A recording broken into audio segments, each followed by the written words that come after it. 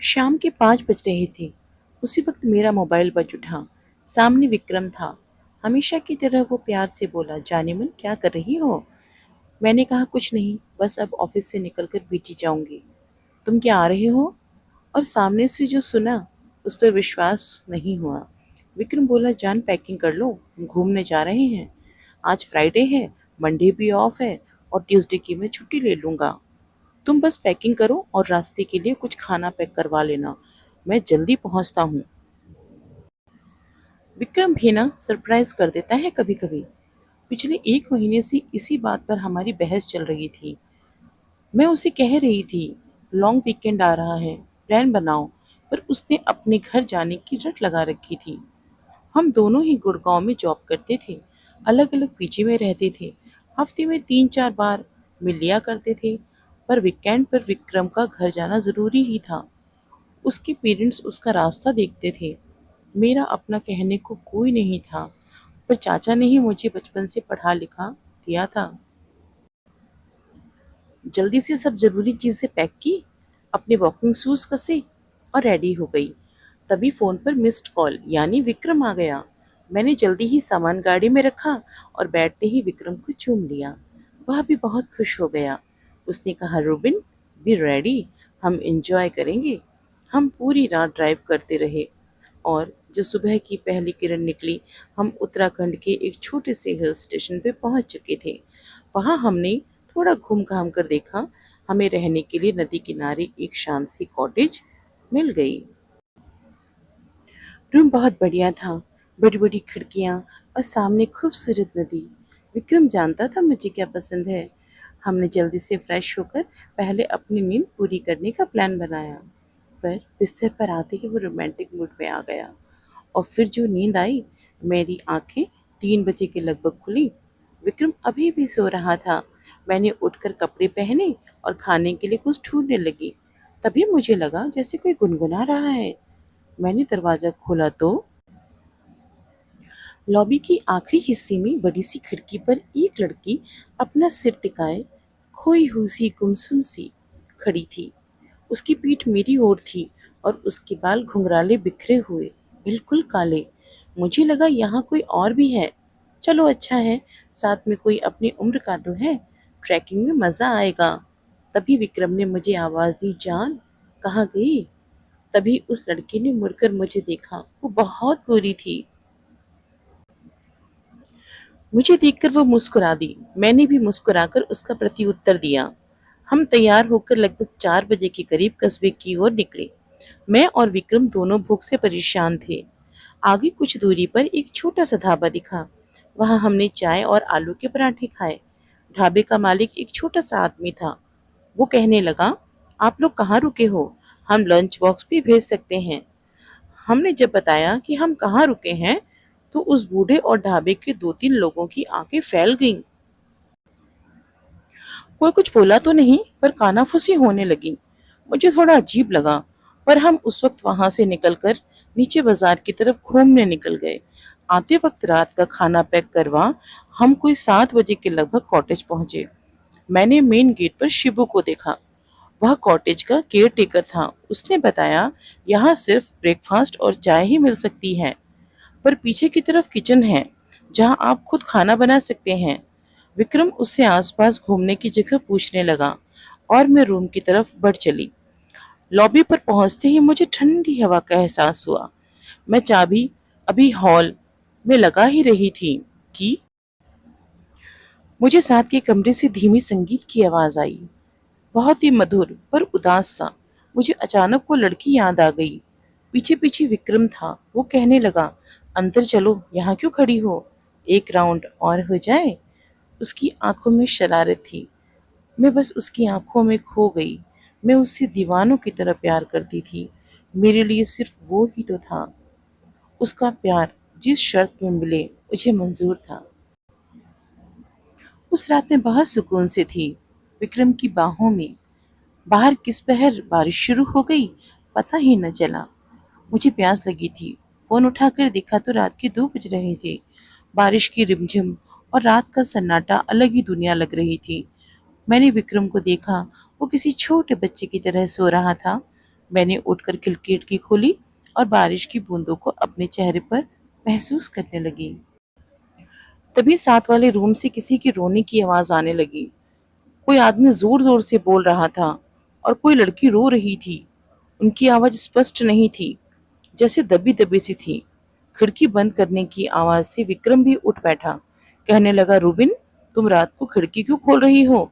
यह कॉटेज नदी के पास है, जंगली जानवर भी आ सकते हैं। मैंने तब दिन में मिलने वाली वो बिखरे बाल वाली लड़की का जिक्र किया। मेरा ख्याल था वो कोई विदेशी है। विक्रम बोला, उन्हें छोड़ो, कल तुम्हें एक वाटरफॉल पर ले जाऊंगा। अभी इधर आओ और मुझसे लिपट जाओ। सुबह बड़ा फ्रेश मूड था। हम दोनों जल्दी से नाश्ता करके वाटरफॉल की तरफ निकल पड़े। जाते जाते शिबू ने कहा, आप वाटरफॉल नीचे से ही देखिएगा, ऊपर चोटी पे मत जाइएगा। उस चोटी से फिसल के बहुत लोग अपनी जान गंवा चुके हैं। लगभग 3 किलोमीटर की ट्रैकिंग करके हम वाटरफॉल तक पहुंचे। वहाँ काफी चहल पहल थी। पर्यटकों के साथ साथ लोकल लोग भी थे। संडे जो था, वाकई बहुत खूबसूरत जगह थी। हम भी वहाँ फोटो लेने लगे। पर एक छोटा सा लड़का वहाँ पर जले हुए पतीले में मैगी और कोल्ड ड्रिंक की बोतलें लिए बैठा था। विक्रम ने उससे कहा, मैगी के साथ साथ चाय पिला सकते हो? उसने हाँ में सिर हिलाया। विक्रम उससे बातें करने में व्यस्त हो गया। मैं कैमरा ले थोड़ा और ऊपर को चढ़ने लगी। एक पतली सी उबड़ खाबड़ पगडंडी सी थी जो वाटरफॉल के साथ साथ चल रही थी। मुझे लगा जहाँ विक्रम बैठा है उसके ऊपर से अगर शॉट लिया जाए तो पिक्चर बहुत बढ़िया आएगी। अभी थोड़ा आगे ही बढ़ी थी कि अचानक वो उलझे बालों वाली लड़की मुझे अपने आगे दिखाई दी। वो बहुत तेजी से आगे बढ़ रही थी। मैं लगभग भागते हुए उसके पास पहुंची। मैंने हाथ बढ़ाया, वैसे ही वो पलटी। मैं सकपका गई। मैंने कहा, हेलो। वो मुस्कुरा दी। मैंने बात आगे बढ़ाते हुए कहा, क्या तुम अकेली हो यहाँ? उसने ना में सिर हिलाया। उसका चेहरा, गाल बहुत गोरे थे, पर आंखें एकदम काली, बिल्कुल उसके बालों की तरह, बेहद खूबसूरत। मैंने उससे पूछा, तुम कहाँ से हो? इस बार वो धीमी आवाज में बोली, मैं भी भारतीय हूँ। मैंने कहा, ओह, मुझे लगा आप विदेशी हो। वो हल्के से हंसी। तभी मुझे ढूंढता हुआ विक्रम आ गया। मैंने परिचय करवाया, मैं रूबीन और ये मेरे हस्बैंड विक्रम। मैं झूठ बोल गई। उसने अपना नाम सारा बताया। विक्रम ने चाय पीने का ऑफर दिया, पर उसने मना कर दिया और वो चोटी की तरफ और आगे बढ़ती जा रही थी। विक्रम ने उससे कहा, बी केयरफुल। वह पलटी और मुस्कुराते हुए हाथ हिलाया और ऊपर की ओर जाने लगी। हम लगभग 2 घंटे वहीं बैठे रहे, पर सारा वापस नीचे की ओर नहीं आई। मैंने कहा, चलो बाजार घूम आते हैं, पर विक्रम का मूड कुछ और था। हम वापस कॉटेज पहुंचे। वापसी के सारे रास्ते विक्रम शरारत करते हुए आया था। कभी गले लगा लेता, कभी चूम लेता, कभी गोदी में बैठा लेता। मुझे लग रहा था काश यह वक्त यहीं रुक जाए, हम हमेशा यहीं रह जाएं। जब मेरी नींद खुली, विक्रम बिस्तर पर नहीं था।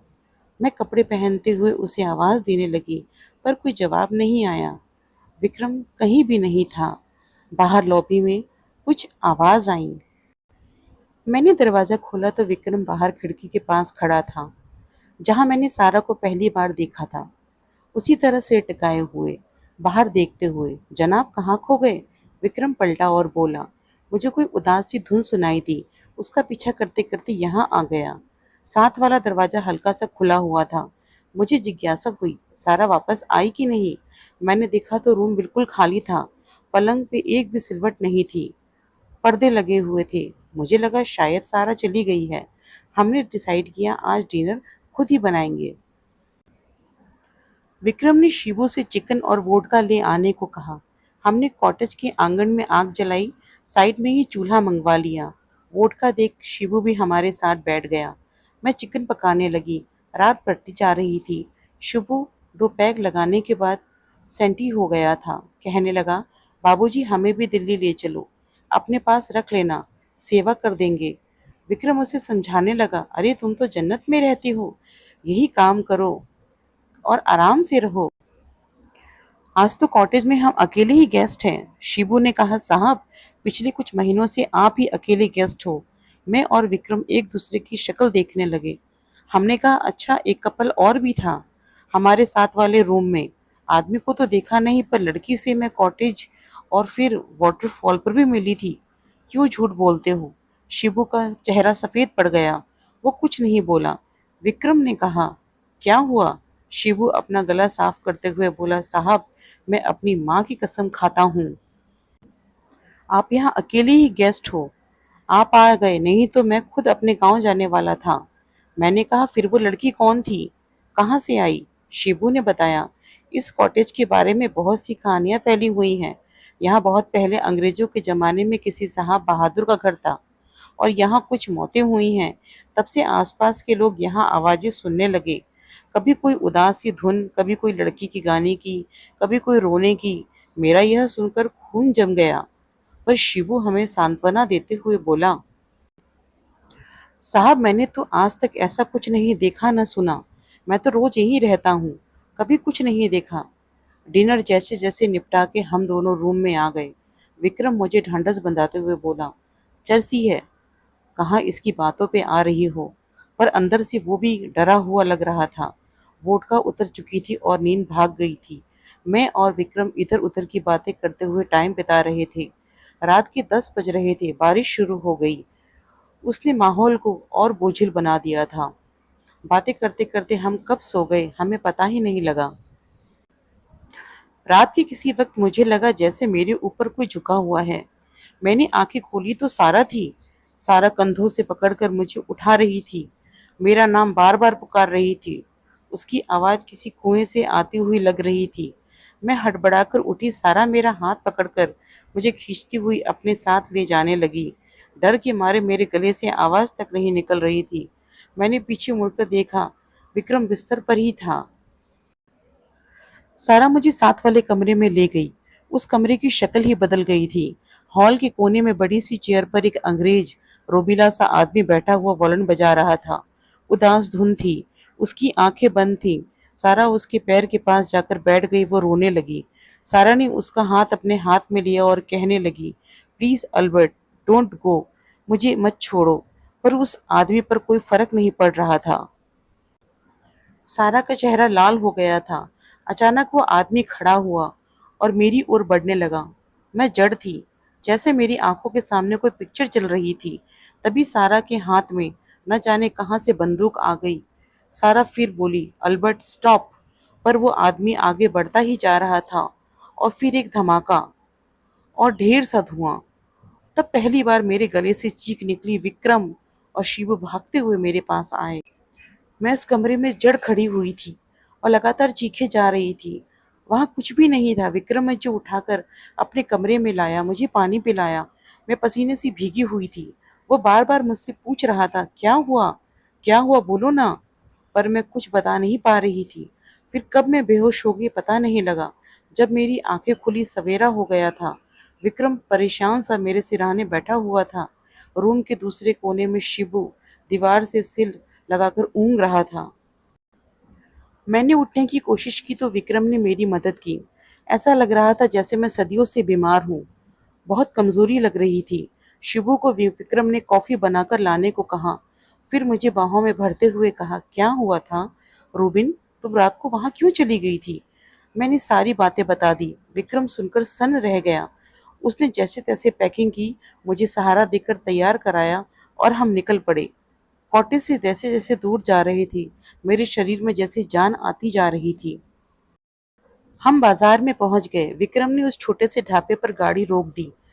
वह बुढ़ा चाय बनाकर लाया। विक्रम और मेरी सफेद शक्ल देखकर वो बोला साहब हम तो पहले दिन आपको बताने वाले थे, पर शहर के लोग ऐसी बातों को कहाँ मानते हैं। फिर जो उसने कहानी सुनाई वो इस प्रकार थी। यह बात उस जमाने की थी जब अंग्रेज भारत छोड़कर जाने वाले थे। यह कॉटेज अंग्रेज ऑफिसर अल्बर्ट कैथ की थी। उसकी फैमिली इंग्लैंड में थी। वह लगभग 40 साल का हट्टा कट्टा आदमी था। कुछ साल पहले वो बंगाल से एक एंग्लो इंडियन लड़की सारा को अपने साथ ले आया था। वे बेचारी उससे बहुत प्यार करती थी। जब अंग्रेज भारत छोड़कर जाने लगे तो अल्बर्ट सारा को छोड़कर जाने लगा। उसे वो साथ कैसे ले जाता? इंग्लैंड में उसकी बीवी और 4 बच्चे थे। सारा सारी जिंदगी जिसे प्यार समझ रही थी वो तो बस एक मन का बहलाव था। उसने बहुत कोशिश की अल्बर्ट न जाए, पर वो न माना। फिर सारा ने उसे गोली मार दी और खुद वाटरफॉल से छलांग लगाकर आत्महत्या कर ली। तब से उसकी आत्मा यहीं भटक रही है। मैं सारे रास्ते यही सोचती हुई आई कि क्यों सारा ने मुझे चुना। वो मुझे क्या बताना चाहती थी? मुझे इशारा करना चाहती थी। जब गुड़गांव करीब आने लगा तो मैंने विक्रम को कहा, क्या तुम भी मुझे छोड़ तो नहीं जाओगे? हमारे रिश्ते का भी तो कोई नाम नहीं। विक्रम मेरी ओर हैरान से देखने लगा। वो कुछ नहीं बोला। वापस आकर फिर बिजी हो गई। एक शाम मेरा फोन बजा। हेलो जाने मन, रेडी हो जाओ, मम्मी पापा तुम्हें देखने आ रहे हैं। कल हम शादी कर रहे हैं। उलझे वाले वाले लड़की ने मेरी जिंदगी सुलझा दी थी।